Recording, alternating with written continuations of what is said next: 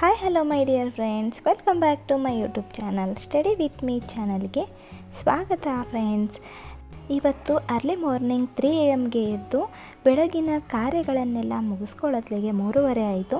3:30ಯಿಂದ ನನ್ನ ಸ್ಟಡಿನ ನಾನು ಸ್ಟಾರ್ಟ್ ಮಾಡಿದೆ. ಇವಾಗ ನಾನು ಕನ್ನಡ ಸಾಹಿತ್ಯ ಚರಿತ್ರೆಯ ಮೇಲಿರುವಂತಹ ಇಂಪಾರ್ಟೆಂಟ್ ಕ್ವಶನ್ಗಳನ್ನೆಲ್ಲ ನಾನು ಇಲ್ಲಿ ನೋಟ್ಸ್ ಮಾಡಿಟ್ಕೊಂಡಿದ್ದೆ. ಅದನ್ನು 1 ಅವರ್ ಸ್ಟಡಿ ಮಾಡಿದೆ. ಇವಾಗ 4:23 ಆಯಿತು. ಸ್ವಲ್ಪ ಯಾಕೋ ನಿದ್ದೆ ಬಂದಂಗೆ ಆಗ್ತಾಯಿದೆ ಫ್ರೆಂಡ್ಸ್. ಹಾಗಾಗಿ ಸ್ವಲ್ಪ ಹೊರಗಡೆ ಹೋಗಿ ಒಂಚೂರು ವಾಕ್ ಮಾಡ್ಕೊಂಡು ಬಂದರೆ ಎಲ್ಲ ಸರಿ ಹೋಗುತ್ತೆ. ಇವತ್ತು ಟೀ ಕುಡಿಯೋಕ್ಕೆ ಮನಸ್ಸಿಲ್ಲ ಫ್ರೆಂಡ್ಸ್. ಹಾಗಾಗಿ ನಾನು ಸುಮ್ಮನೆ ಹೊರಗಡೆ ಹೋಗಿ ಅಡ್ಡಾಡಿಕೊಂಡು ಬರ್ತೀನಿ.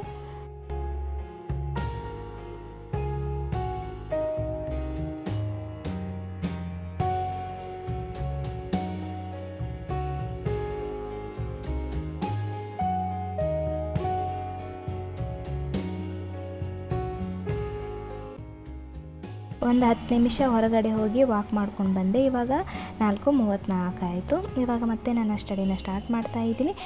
ಇದು 10th ಸ್ಟ್ಯಾಂಡರ್ಡ್ದು ಇಂಪಾರ್ಟೆಂಟ್ ನೋಟ್ಸು. ಗ್ರಾಮರ್ ಎಲ್ಲ ಟಾಪಿಕ್ ಇದರಲ್ಲಿ ಕವರ್ ಆಗಿದೆ. ಇಂಪಾರ್ಟೆಂಟ್ ಸಂಧಿಗಳು, ಸಮಾಸಗಳು ಮತ್ತು ಪದಗಳ ಅರ್ಥಗಳು, ತುಂಬಾ ಇಂಪಾರ್ಟೆಂಟ್ ಆಗಿರುವಂತಹ ಎಲ್ಲ ಪದಗಳು ಇಲ್ಲಿ ಸಿಗ್ತಾವೆ. ಹಾಗಾಗಿ ನಾನು ಇದನ್ನು ಅಭ್ಯಾಸ ಮಾಡಿದೆ. ಇದು 1 ಅವರಲ್ಲಿ ಕಂಪ್ಲೀಟ್ ಆಯಿತು. ಇವಾಗ ನಾನು ನೆಕ್ಸ್ಟು KM ಸುರೇಶ್ ಅವರದ್ದು ಸಂವಹನ ಪತ್ರಿಕೆ 2 ಈ ಪುಸ್ತಕವನ್ನು ನಾನು ಇವಾಗ ಸ್ಟಡಿ ಮಾಡ್ತೀನಿ. ಕಂಪ್ಲೀಟಾಗಿ ಪ್ರಶ್ನೆ ಪತ್ರಿಕೆ, ತುಂಬಾ ಪ್ರಶ್ನೆ ಪತ್ರಿಕೆ ಅದಾವು, ಕನ್ನಡದ್ದು, ಇಂಗ್ಲೀಷ್ದು ಮತ್ತು ಕಂಪ್ಯೂಟರ್ದು. ಇವಾಗ ಕನ್ನಡ ಪ್ರಶ್ನೆ ಪತ್ರಿಕೆಗಳನ್ನೆಲ್ಲವನ್ನು ನಾನು ಬಿಡಿಸ್ಕೊಂಡ್ಬಿಡ್ತೀನಿ ಇವತ್ತಿನ ದಿನ ಫುಲ್ ಡೇ. ಯಾಕಂದರೆ ನಂದೆಲ್ಲ ಸಿಲೆಬಸ್ ಆಲ್ಮೋಸ್ಟ್ ಕಂಪ್ಲೀಟ್ ಆಗೈತಿ. ಏನೇನು ಓದಬೇಕಲ್ಲ ಅದನ್ನೆಲ್ಲ ಕಂಪ್ಲೀಟ್ ಮಾಡ್ಕೊಂಡಿದ್ದೀನಿ. ಇವಾಗ ನಾನು ಇದನ್ನೇ ಪ್ರಶ್ನೆ ಪತ್ರಿಕೆಯನ್ನು ಬಿಡಿಸೋ ಕಾರ್ಯ ಮಾಡ್ತೀನಿ. ಇಲ್ಲಿ ಉತ್ತರವನ್ನು ವಿವರಣಾತ್ಮಕವಾಗಿ ಕೊಟ್ಟಿರೋದ್ರಿಂದ ತುಂಬಾ ಟೈಮ್ ಹಿಡಿಯುತ್ತೆ ಫ್ರೆಂಡ್ಸ್.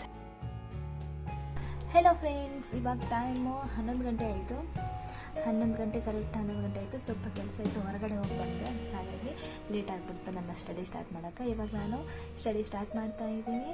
ಇವಾಗ ಏನು ಓದಬೇಕು ಅಂದ್ಕೊಂಡಿದ್ದೀನಿ ಅಂದರೆ, ಇವಾಗ ಯೂಟ್ಯೂಬ್ ಚಾನಲ್ನಲ್ಲಿ ಯಾವ್ಯಾವ ಇಂಪಾರ್ಟೆಂಟ್ ಕ್ವಶನ್ಸ್ಗಳನ್ನಂತ ಬಿಟ್ಟಿರ್ತಾರಲ್ಲ, ಇಂಪಾರ್ಟೆಂಟ್ ಕ್ವಶನ್ಸ್ ಅಂತ ಡಿಸ್ಕಸ್ ಮಾಡಿರ್ತಾರೆ, ಅವುಗಳನ್ನು ನಾನು ಇವಾಗ ನೋಡ್ತೀನಿ.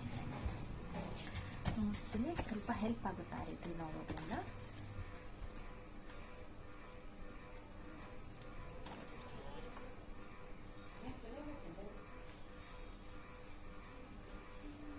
ಇವಾಗ ನಾನು ಕನ್ನಡ ಸಾಹಿತ್ಯ ಚರಿತ್ರೆಯ ಮೇಲೆ ಇಂಪಾರ್ಟೆಂಟ್ ಕ್ವಶನ್ಗಳನ್ನು ಡಿಸ್ಕಸ್ ಮಾಡಿದ್ರು ಯೂಟ್ಯೂಬ್ ಚಾನಲಲ್ಲಿ.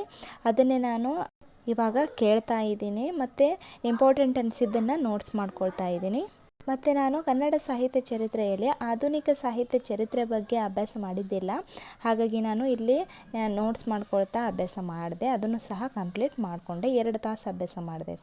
ಇವಾಗ ಕಂಪ್ಲೀಟ್ ಆಯಿತು. ಇವಾಗ ಟೈಮು 12:55 ಅಂದರೆ 1 ಗಂಟೆ ಆಯಿತು. ಇವಾಗ ಹಾಫ್ ಆನ್ ಅವರು ಊಟ ಮಾಡ್ಕೊಂಡು ಬರ್ತೀನಿ. ಊಟ ಮಾಡ್ಕೊಂಡು ಬಂದಾದಮೇಲೆ ಮತ್ತೆ ನನ್ನ ಸ್ಟಡಿನ ನಾನು ಸ್ಟಾರ್ಟ್ ಮಾಡ್ತೀನಿ. ಇವಾಗ ನಾನು ಊಟ ಅಷ್ಟೇ ಮಾಡ್ಕೊಂಬರ್ತೀನಿ, ರೆಸ್ಟ್ ಏನು ಮಾಡೋದಿಲ್ಲ. ನನಗೆ ಟಯರ್ಡು ಸಹ ಆಗಿಲ್ಲ, ನಿದ್ದೆನೂ ಬರ್ತಾಯಿಲ್ಲ. ಹಾಗಾಗಿ ನಾನು ಊಟ ಅಷ್ಟೇ ಮಾಡ್ಕೊಂಬಂದೆ. 1:30 ಆಯಿತು. ನಾನು ಇವಾಗ ಮತ್ತೆ ನನ್ನ ಈ ಪುಸ್ತಕವನ್ನು KM ಸುರೇಶ್ ಅವರ ಸಂವಹನ ಪುಸ್ತಕವನ್ನು ನಾನು ಮತ್ತೆ ಪ್ರಶ್ನೆ ಪತ್ರಿಕೆಯನ್ನು ಬಿಡಿಸ್ಕೊಳ್ತಾ ಇದ್ದೀನಿ, ಮತ್ತು ಅದನ್ನು ಡೀಟೇಲ್ ಆಗಿ ಸಹ ಓದ್ಕೊಳ್ತಾ ಇದ್ದೀನಿ.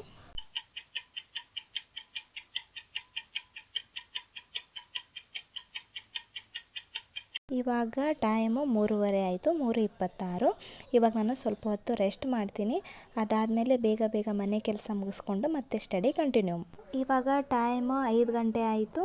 ಇವಾಗ 4:45 ಅಂದರೆ 5 ಗಂಟೆ ಆಯಿತು ಫ್ರೆಂಡ್ಸ್. ಇವಾಗ ನಾನು ಮತ್ತೆ ನನ್ನ ಸ್ಟಡಿನ ಸ್ಟಾರ್ಟ್ ಮಾಡ್ತಾ ಇದ್ದೀನಿ, ಮತ್ತು ನಾನು ಅದೇ ಪುಸ್ತಕವನ್ನೇ ಕಂಪ್ಲೀಟಾಗಿ ಓದ್ಕೊಳ್ತಾ ಇದ್ದೀನಿ. ಅಂದರೆ ಅದರಲ್ಲಿ ಸಿಕ್ಕಾಪಟ್ಟೆ ಪ್ರಶ್ನೆ ಪತ್ರಿಕೆ ಬಿಡಿಸಿದ್ದಾರೆ ಫ್ರೆಂಡ್ಸ್. ಹಾಗಾಗಿ ಸಾಕಷ್ಟು ಪ್ರಶ್ನೆ ಪತ್ರಿಕೆ ಅದಾವು, ತುಂಬಾ ಹೆಲ್ಪ್ ಆಗುತ್ತೆ ಇವು ಬಿಡಿಸೋದ್ರಿಂದ. ಅದಕ್ಕೆ ನಾನು ಅದನ್ನೇ ಇಡೀ ದಿನ ಬಿಡಿಸ್ತಾ ಇದ್ದೀನಿ. ಓಕೆ ಫ್ರೆಂಡ್ಸ್, ನಾನು ಈ ವಿಡಿಯೋನ ಇಲ್ಲಿಗೆ ಎಂಡ್ ಮಾಡ್ತೀನಿ. ಯಾಕಪ್ಪ ಅಂತಂದರೆ ಮತ್ತು ನೆಕ್ಸ್ಟ್ ನಾನು ಅದೇ ಪುಸ್ತಕವನ್ನೇ ಬಿಡಿಸ್ಕೊಳ್ತೀನಿ. ಅದಕ್ಕೆ ಮತ್ತೆ ಅದು ತೋರಿಸೋ ಅವಶ್ಯಕತೆ ಇಲ್ಲ ಅನಿಸ್ತು. ಮತ್ತು ನಾಳೆ ಎಕ್ಸಾಮಿಗೆ ಡ್ರೆಸ್ ಸೆಲೆಕ್ಟ್ ಮಾಡಬೇಕು, ಹಾಫ್ ಸ್ಲೀವ್ಸ್ ಅಂತೂ ನನ್ನ ಹತ್ರ ಇಲ್ಲ ಫ್ರೆಂಡ್ಸ್. ನೋಡ್ತೀನಿ, ಹುಡುಕ್ಯಾಡಿ ಒಂದು ಯಾವ ಥರ ತೆಗೆದು ಹಾಕ್ಕೊಂಡು ಹೋಗ್ಬೇಕು ನಾಳೆ.